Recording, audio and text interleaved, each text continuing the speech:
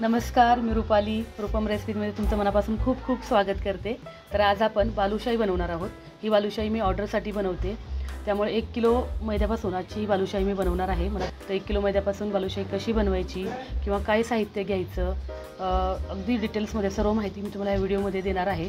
आणि बालुशाही आपण कशी किलो विकू शकतो किंवा 1 किलोमध्ये किती बालुशाही तयार होते सर्व डिटेलमध्ये मी तुम्हाला या व्हिडिओमध्ये माहिती देणार आहे। त्यामुळे हा व्हिडिओ शेवटपर्यंत नक्की पहा। चला मग आजच्या व्हिडिओला सुरुवात। बालुशाही बनवण्यासाठी आपण हा 1 किलो मैदा घेतलेला आहे, 250 ग्रॅम दही घेतलेला आहे,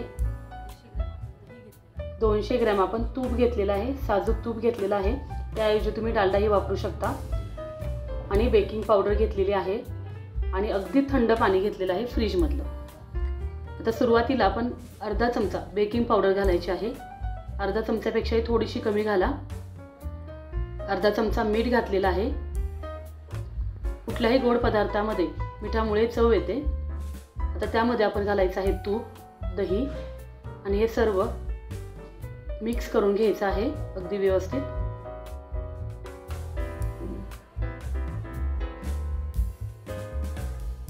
मी ज्याप्रमाणे तुम्हाला बालुशाही बनवायला सांगते त्याप्रमाणे जर बालुशाही बनवली अगदी हलवाई स्टाईल परफेक्ट होते।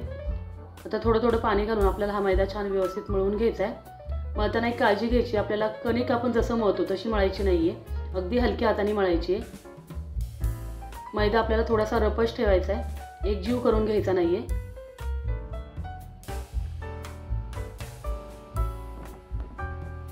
अशा पद्धतीने आपल्याला हे मिश्रण छान मळून ठेवायचं आहे। तुम्हाला दिसत असेल अगदी रफ दिसतंय, खरबुडं दिसतंय।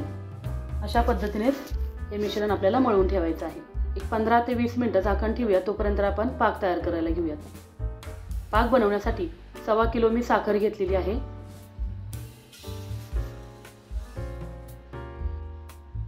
आणि त्यामध्ये साखर बुडेल इथपर्यंत पाणी घातलेलं आहे।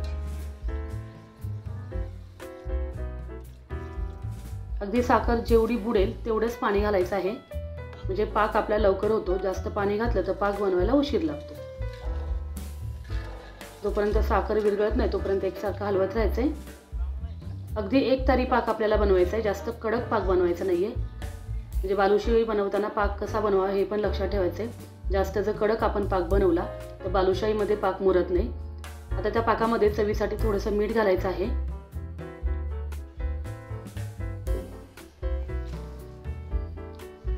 तुम्हाला दिसत असेल एक तारी पाक आपला तयार झालेला आहे। असं चेक करायचं आहे, चमच्यात घेऊन खाली सोडलं की एक तार अशी पडते, किंवा हाताने पण चेक करायचं आहे। असं बोटांमध्ये आपण जर पाक घेतला तशी एक तार तयार झाली पाहिजे। खूप पण कडक करायचा नाहीये पाक, लक्षात ठेवायचं आहे। आता ह्याच्यामध्ये आपण लिंबू पिळायचं आहे। लिंबू पिळल्यामुळे काय होतं, बालुशाहीवर अशी साखर जमा होत नाही। गॅस बंद करायचा आहे। वेलची आणि आपण त्याच्यामध्ये घालायचं आहे केशर। केशर ऑप्शनल आहे, वेलची पूड घातली तरी चालेल। आता पाक आपण झाकून ठेवूयात। आपली बालुशाही बनवताना पाक आपला थंड झालेला नाही पाहिजे, म्हणून झाकून ठेवायचं आहे। आता आपण बालुशाही बनवायला घेऊयात। आपलं हे पीठ आहे ते छान भिजलेलं आहे, अगदी हलक्या हाताने परत थोडंसं मळून घेऊयात।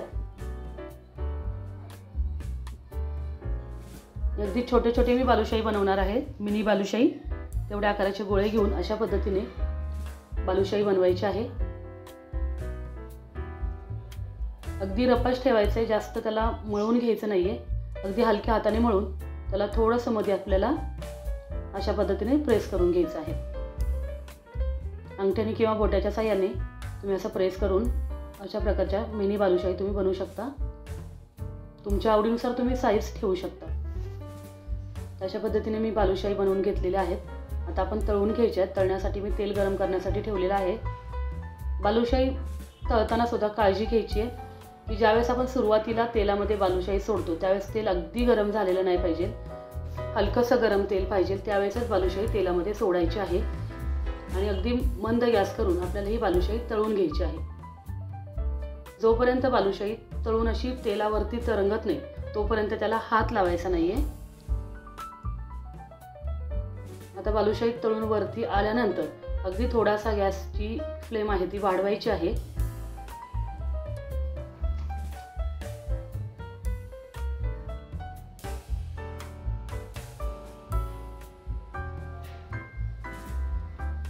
आणि अशी बालुशाही तळून वरती आल्यानंतरच त्याला झाऱ्याने अशी हलवायची आहे, म्हणजे सगळीकडून आपल्या बालुशाही तळल्या जातात। मंद गॅसपेक्षा थोडासा गॅसची फ्लेम मी वाढवलेली आहे, मीडियम पण म्हणू शकत नाही, मीडियमपेक्षाही थोडीशी कमी करायची आहे।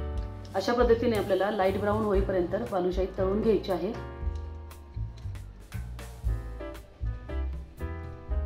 आता एका भांड्यामध्ये मी काढलेली आहे, मला दिसत असेल किती छान अशी खुसखुशीत बालुशाही दिसते, त्याला लेअर पण छान सुटलेले आहेत।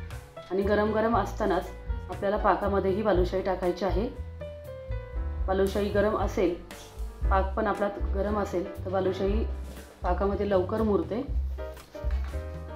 बालुशाही 2 मिनिटं पाकामध्ये मुरत ठेवेपर्यंत परत एकदा आपल्याला कढईमध्ये बालुशाही टाकायची आहे तळण्यासाठी। आणि आता ही बालुशाही आपण जी पाकामध्ये टाकलेली आहे ती काढून घ्यायची आहे। अगदी 2 मिनिटच ठेवायचे, जास्त वेळ पण ठेवायची नाही आहे। आणि पाकामधून काढल्यास त्यावर आपल्याला पिस्ते आणि गुलाब पाकळ्या टाकायच्या आहेत।